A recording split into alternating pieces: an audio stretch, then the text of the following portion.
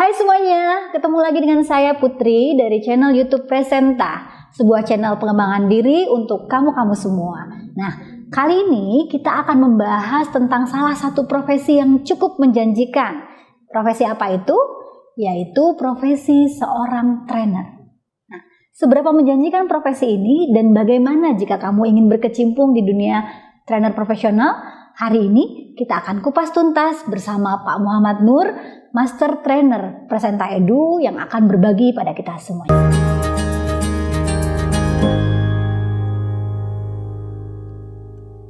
Oke, terima kasih Pak Nur. Hari ini sudah bersedia berbagi untuk kita semua. Nah, hari ini kita akan ngobrol tentang profesi trainer nih Pak. Profesi trainer ya Putri ya. Karena kan Pak Nur trainer yang profesional ya. Katanya begitu. Kira-kira sudah berapa lama Pak Bapak menekuni bidang ini? Jadi kalau saya menekuni posisi trainer ini secara profesional full time-nya itu 5 tahun terakhir. Jadi sejak 2015 saya menjadi trainer. Ketika saya keluar dari perusahaan saya sebelumnya itu sudah 5 tahun. Kalau dibilang sejak kapan saya jadi trainer, jauh sebelum itu saya pun sudah sering mengajar. Jadi kalau di total 10 tahun, 12 tahun saya sudah menjadi trainer. 10 tahun ya teman-teman. Pak Nur sudah menjadi seorang trainer di perusahaan sebelumnya juga. Jadi menjadi trainer itu nggak harus serta-merta full time ya Pak, bisa part time juga. Benar, jadi ketika kita masih bekerja misalnya, kita dikasih kesempatan oleh atasan kita, oleh pimpinan kita untuk mengajar teman kita sendiri di perusahaan, itu pun sudah berlatih menjadi seorang trainer sebenarnya. Dan itu akan jadi sebuah modal kalau nanti kita ingin jadi trainer yang lebih profesional lagi ke depan. Nah, kalau untuk Bapak sendiri, sejauh ini topik-topik apa yang biasanya dibawakan? Topik yang paling banyak saya bawakan dan menjadi keahlian utama saya adalah topik terkait presentasi dan komunikasi. Jadi saya mengajar untuk business presentation, saya mengajar juga untuk bagaimana membuat reporting skills, ya, business reporting, bagaimana merancang infografis, slide yang baik, dan seterusnya. Jadi itu satu tema utama yang sering saya bawakan.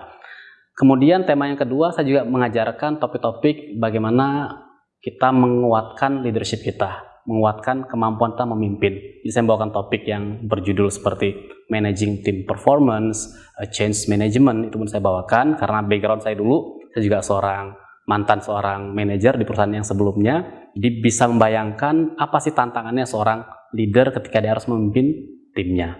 Nah, di samping itu saya juga punya topiknya agak lebih spesifik karena saya dulu senang belajar tentang speed reading dan juga pengguna mind mapping. Saya mengajarkan 2 topik itu.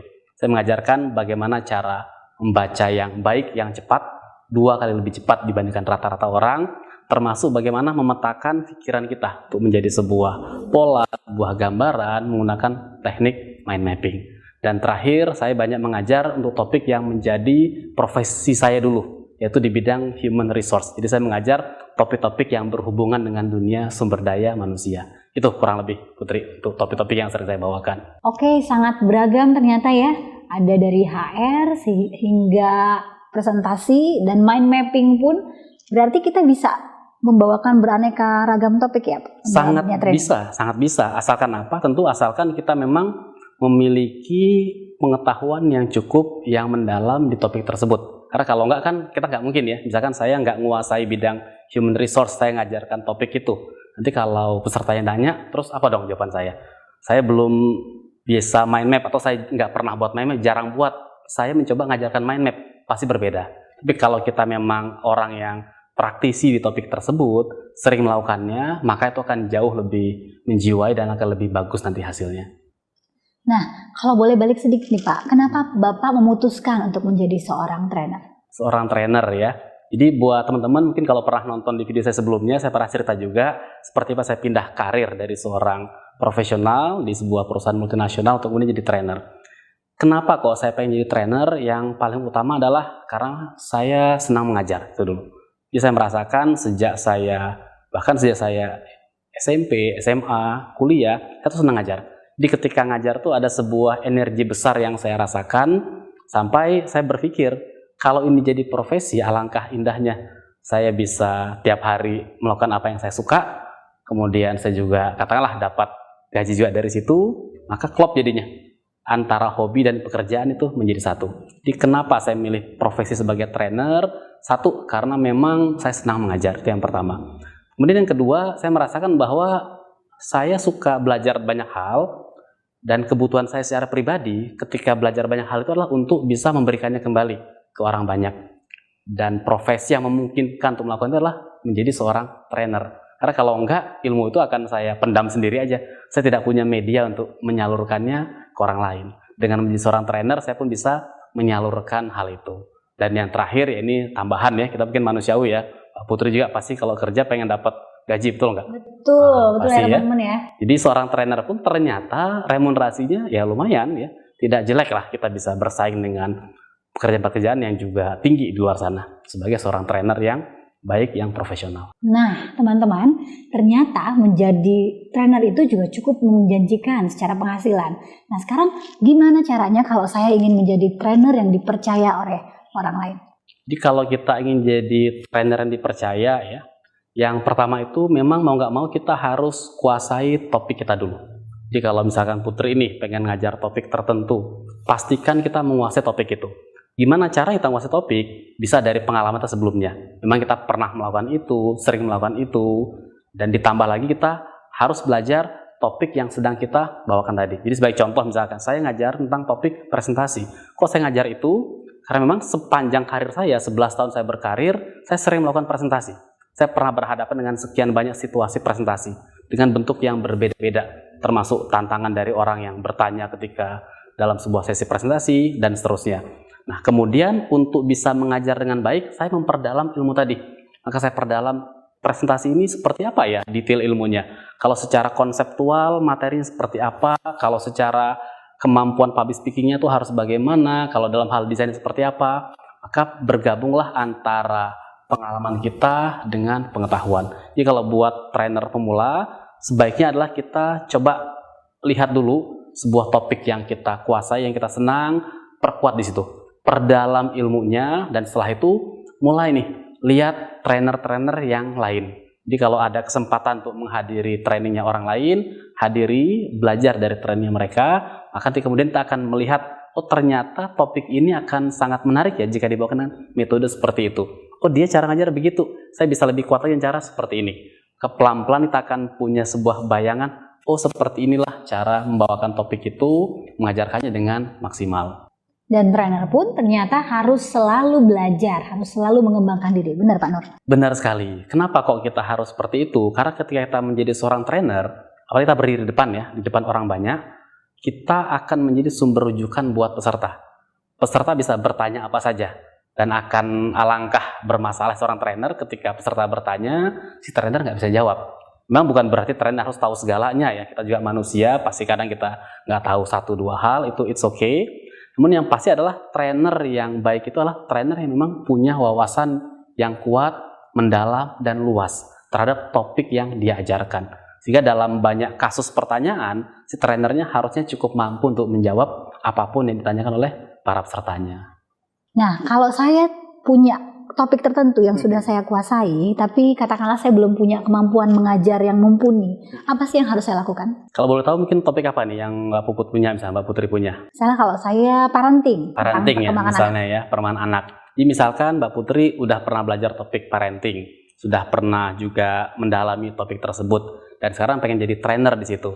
Maka langkah pertama adalah sebelum kita menjadi trainer yang lebih luas, uji materi yang Mbak Putri punya tadi itu ke audiens yang lebih kecil. Caranya seperti apa? Mungkin ada ketemu nih sama kumpulan ibu-ibu di RT kita, tangga kita. Nah, buat sesi sharing tentang parenting. Dijadikan diri kita sebagai narasumber di situ. Kenapa perlu seperti itu? Karena seorang trainer itu butuh jam terbang. Mulai dari yang kecil-kecil dulu. Dari keluarga, ketika kumpul ada reuni keluarga atau arisan keluarga, share topik parenting. Ketika di RT RW, share topik parenting. Di kantor dengan teman-teman sekantor, share topik itu. Lama-kelamaan kita akan mulai punya banyak feedback nih dari teman-teman kita. Nah, di situ semua feedback tadi kumpulkan, pertajamlah materi tadi. Sampai kita bisa mengatakan bahwa kalau topik ini dibahas, maka esensinya tuh ini, dan ini. Nah, setelah itu nanti kalau sudah ready, maka kita akan siap untuk tampil ke publik yang lebih luas, yang lebih profesional. Seperti itu, Putri. Jadi terus-menerus menguji coba diri, latihan, dan latihan. Benar, Pak Nur? Benar. Jadi latihan. Karena dengan latihan, kita akan mulai merasakan ternyata topik ini baiknya dibawakan dengan cara seperti ini. Nah, kita nggak mungkin melatih ini langsung di sesi yang utama. Jadi kita butuh sesi yang lebih ringan dulu, sesi yang lebih sederhana dulu, dan manfaatkanlah seperti itu. Karena ketika kita mencoba melatihnya di sesi yang lebih kecil, kita pun akan lebih rileks, bebannya lebih ringan. Kalaupun ada kesalahan 1-2, orang cenderung memaafkan. Tapi kalau kita sudah bawakan di sesi yang lebih profesional, apalagi kita dibayar oleh orang lain, jadi kita tampil untuk mengajarkan karyawan di sebuah perusahaan, mereka punya ekspektasi yang tinggi. Itu tidak mudah menghadapi ekspektasi itu ketika kita belum pernah uji cobakan ini di level-level yang lebih ringan sebelumnya. Oke, nah apakah profesi ini cukup bisa dilakukan juga oleh mereka yang katakanlah masih berusia muda? Berusia muda, kalau boleh tahu usia muda ini usia berapa nih yang Mungkin Mbak Putri bayangkan? Pertengahan 20-an atau akhir-akhir 20-an, mungkin baru berkarir 2-3 tahun atau 4 tahun. Baik ya, jadi memang kalau kita bicara tentang trainer ini kan dia akan melatih orang lain supaya apa? Supaya memiliki skill tertentu. Atau kalau dalam bahasa lebih teknisnya kompetensi tertentu. Bisa itu sebuah pengetahuan, bisa itu sebuah keterampilan melakukan sesuatu, sampai ke tentang juga sikap untuk melakukan sesuatu. Nah, untuk mentransfer ketiga hal ini tentu bukan hal yang mudah gitu ya. Sehingga idealnya seorang trainer, apakah boleh trennya mudah? Boleh, asalkan dia sudah cukup punya pengalaman di situ. Jadi misalkan si trainer tadi usia baru katakanlah 22 nih, tapi dia sudah sekian tahun belajar presentasi, sekian tahun membuat slide, sudah sekian tahun pernah tampil dalam berbagai situasi. Kalau menurut saya itu sudah cukup layak, karena sudah tahu medannya, sudah tahu situasinya. Tinggal orang tadi mungkin belum pernah punya pengalaman langsung di presentasi yang levelnya itu lebih tinggi. Ketika di hadapan direksi itu seperti apa, ketika menghadapi pertanyaan yang tajam itu bagaimana. Nah, itu yang nanti dia harus mencoba belajar dari sumber-sumber yang lain karena pengalamannya belum punya. Seperti itu. Jadi sangat mungkin di usia muda kalau tadi background pengetahuan, pengalamannya sudah cukup. Kalau belum seperti itu, saya sarankan lebih baik kumpulkan terlebih dahulu. Kenapa? Karena kalau kita belum punya sesuatu yang cukup matang terus menjadi trainer, kok kayaknya agak kurang pas ya. Kita mencoba membawakan sesuatu, mengajar sesuatu yang kita sendiri belum tentu kuasai sebenarnya. Itu akan repot kalau menurut saya. Intinya adalah perkuat di bidang apa kemampuan Anda per saat ini. Benar. Itu yang paling utama. Nah, ini pertanyaan mungkin terakhir ya Pak. Bagaimana caranya mendapatkan kepercayaan dari klien-klien yang katakanlah dari perusahaan yang cukup ternama seperti yang biasanya Pak Nur lakukan saat ini? Ya, jadi mendapatkan kepercayaan itu kan nggak mudah ya. Kalau orang bijak itu kan bilang kepercayaan itu susah didapatkan, tapi sangat gampang sekali hilang kalau kita tidak menjaga kepercayaan itu. Dan ini betul-betul saya pegang banget untuk bisa dijaga ini seperti apa kepercayaan itu. Jadi kepercayaan itu akan muncul pertama kali ini, orang kan nggak kenal kita. Misalkan orang nggak kenal saya dulunya. Kok saya tiba-tiba bawain topik ini sih, dasarnya apa?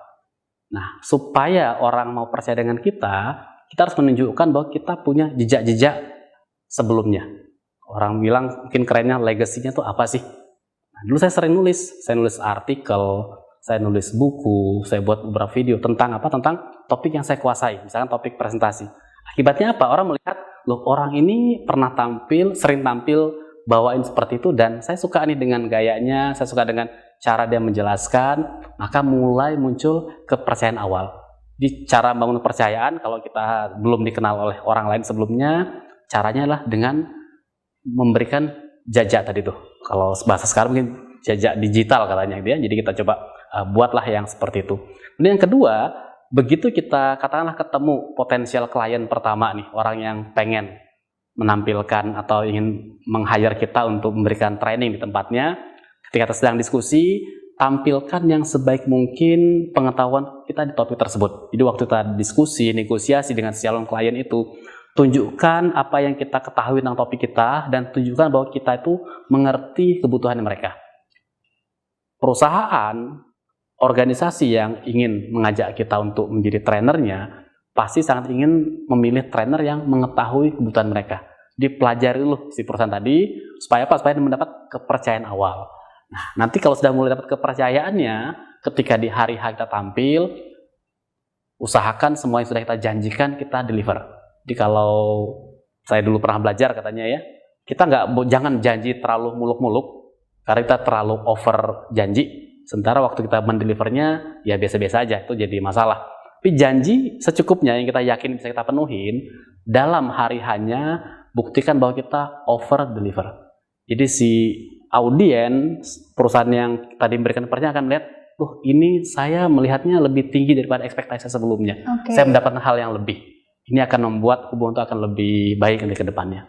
Selalu memberi lebih, berusaha memberi lebih. Kira-kira gitu Pak. Betul, seperti itu. Oke, ini seberapa lama sih biasanya Bapak mempersiapkan satu sesi training? Butuh berapa lama dan seperti apa persiapan di belakang? Seperti apa persiapannya?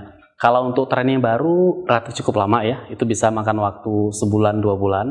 Mulai dari merumuskan topiknya, membaginya ke dalam sesi-sesi yang baik, merancang rundown-nya, aktivitasnya, itu cukup lama kalau untuk training sama sekali baru nih.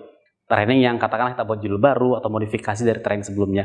Tapi kalau untuk training yang sudah pernah saya bawakan nih, materi sudah ready, tersedia, yang biasa saya lakukan adalah 1 malam atau sehari sebelum sesi training, saya akan review kembali materi saya.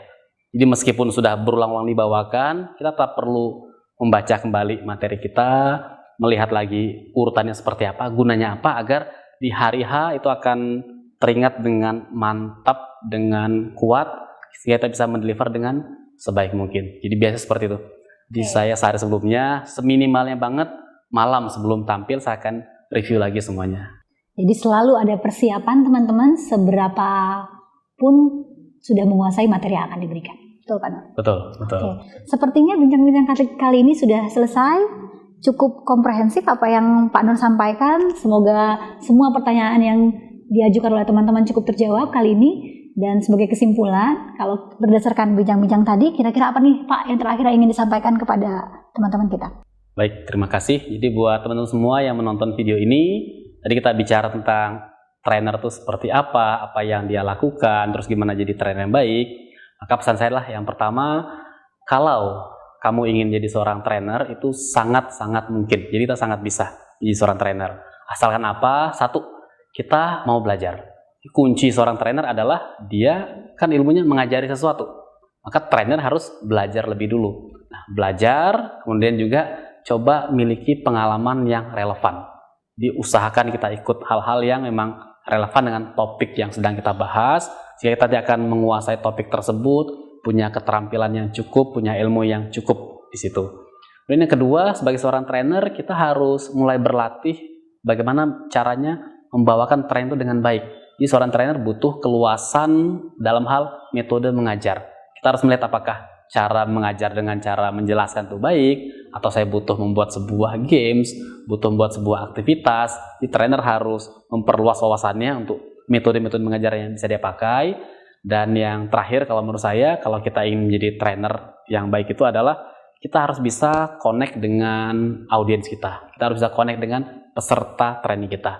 Untuk bisa connect, kita harus benar-benar menyukai topik yang kita bawakan, kita harus menjiwai, karena orang akan bisa lihat dalam hal kita mengajar ini orang menjiwai atau tidak apa yang diajarkan. Diusahakan memang kita bisa menjiwai itu, sehingga apa yang kita sampaikan, apa yang kita keluarkan itu nggak hanya dari pengetahuan, pengalaman, tapi juga keluar dari hati. Dan apa yang kita keluarkan dari hati itu akan connect ke orang lain, peserta akan mendapatkan manfaat yang maksimal dari apa yang kita berikan. Oke, luar biasa sekali. Bahkan untuk mengajar dan berbagi pun kamu harus menggunakan hatimu, passionmu, follow your heart. Oke, luar biasa sekali bincang-bincang kita kali ini.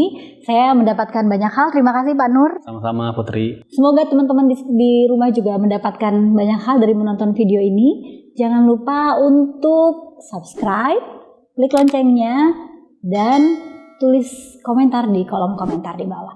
Kami, saya, Pak Nur, dan tim Presenta akan mencoba menjawab pertanyaan teman-teman. Sampai jumpa di video-video kami berikutnya, dan bye-bye.